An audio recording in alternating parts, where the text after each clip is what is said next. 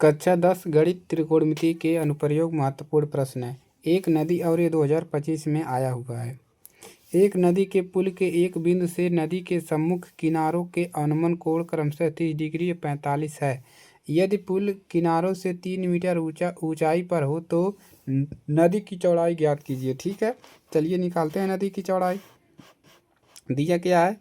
एक दिया है नदी की चौड़ाई, ठीक है।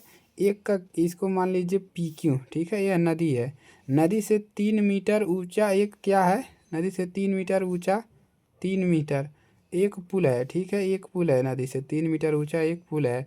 ये हो गया, आपको मान लेते हैं यक्स हो गया और ये हवाई हो गया। अब कह रहा है नदी के सम्मुख किनारों से अनुमान कोण जो है, इसका अनुमान कोण कितना है?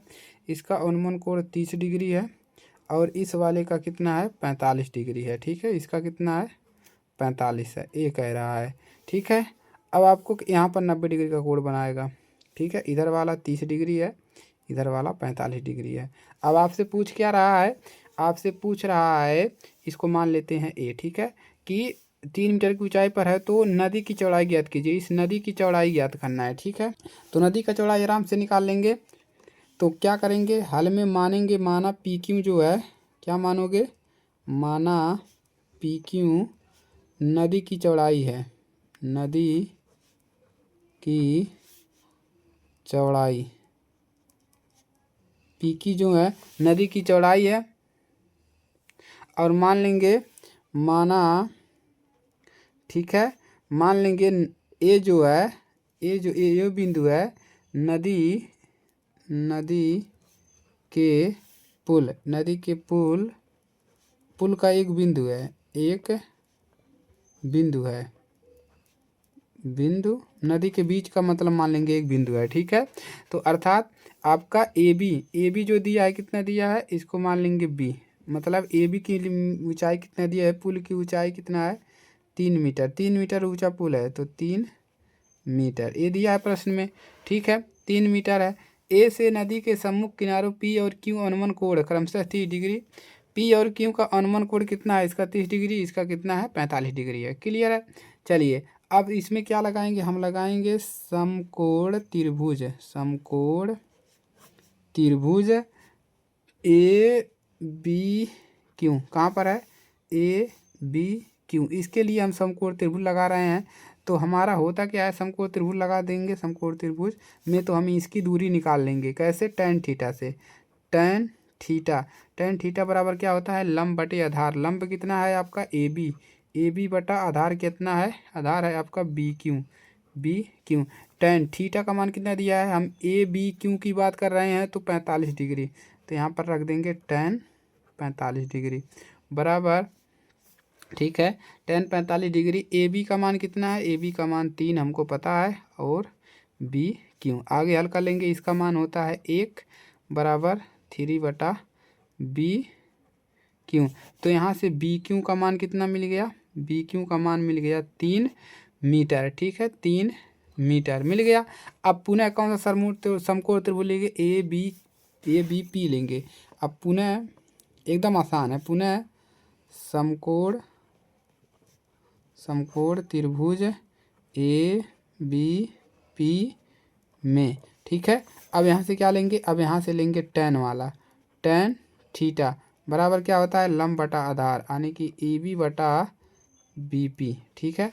चलिए अब tan थीटा का मान कितना है? 30 डिग्री, तो tan रख देंगे, tan 30 डिग्री बराबर ए बी का मान 3 और बी पी बराबर कितना मिल जाएगा? tan 30 डिग्री का मान 1/√2, 1/√3, ठीक है, बराबर 3 बटा बी पी। अब यहाँ से मिलेगा क्या? बी पी बराबर आपको मिल जाएगा, त्रिया का गुणा कर दी, इसका गुणा यहाँ पर, इसका होगा 3, बी पी बराबर 3, इसका इसमें करेंगे 3√3। अगर सेम रूट रहता तो कैंसिल हो जाता, 3√3 मिल गया, ठीक है। अतः नदी की चौड़ाई क्या है? अतः लिख देंगे, अतः नदी की चौड़ाई, नदी की चौड़ाई क्या है? नदी की चौड़ाई पी क्यू बराबर, ठीक है, पी क्यू बराबर, तो यहाँ से पी क्यू को बराबर क्या लिख सकते हैं? B P plus B Q, यही ना है, B P plus B Q. तो अब यहाँ से निकाल लेंगे बी पी का मान कितना है, बी पी का मान आपको दिया है, तभी निकाले है 3√3 प्लस बी क्यू का मान कितना निकाले हैं, बी क्यू का मान यहाँ पर निकाले हैं 3, तो यहाँ रख देंगे 3 और ये हो जाएगा मीटर। ठीक है, अब इसी को हल कर लेना है। हल कैसे करेंगे, यहाँ से देखिए 3 कॉमन हो रहा है, कॉमन कर लेंगे तो यहाँ पर बचेगा क्या, √3 प्लस का 1। और √3 का मान अभी हम पिछले क्लास में बताए हैं आपको कितना होता है, √3 का मान होता है 1.732 प्लस 1 इसमें ऐड कर देंगे, कितना मिल जाएगा, 3 × 1 ऐड करेंगे तो ये हो जाएगा 1 आपका हो जाएगा 2 हो जाएगा, 2 × 732 गुणा करिए, 3 दूना 6। ठीक है, तो 6 और 7 तरीके 21, 6 2 8 है, 8 मिल जाएगा 8.19 ऐसे कुछ मिलेगा मीटर। ठीक है, मीटर। एक इसका मान हो गया नदी की चौड़ाई, नदी की चौड़ाई, ये हो गया आंसर। तो इस प्रकार से आपको लगाना है, तो एकदम है ना आसान। तो आपको करना क्या था, आपको क्वेश्चन समझना है, बाकी आपको लगाना एकदम आसान है। ठीक है, आप स्टेप बाय स्टेप इसको लगाते हुए चले जाइए, कोई दिक्कत नहीं होगा। क्लियर है, तो इसी प्रकार से लगाएंगे, एकदम आराम से लगा लेंगे। देख लीजिए आप लोग, कोई समस्या हो कहीं पर तो आप इसको बताइए हमको कि हाँ आपका समस्या हो रही है।